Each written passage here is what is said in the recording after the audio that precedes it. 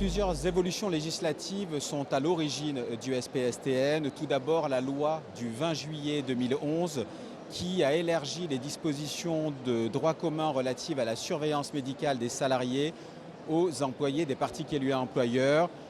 Cela s'est traduit ensuite par une ordonnance, puis la loi du 2 août 2021 et ensuite l'accord du 4 mai 2022 qui prévoit la mise en œuvre opérationnelle de ce dispositif dédié à la branche de l'emploi à domicile.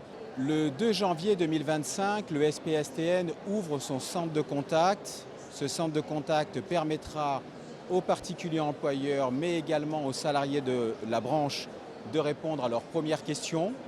Dans les semaines qui suivront, nous prévoyons de débuter nos premières visites médicales à la demande.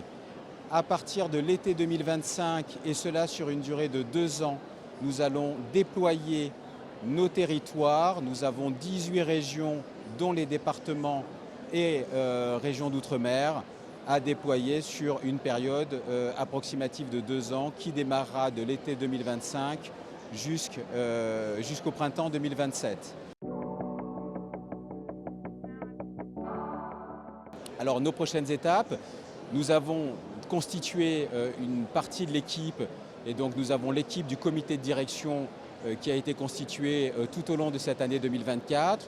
Nous avons recruté les premières infirmières de santé au travail et les premiers médecins pour pouvoir être en capacité au plus tôt de l'année 2025 d'opérer nos premières missions.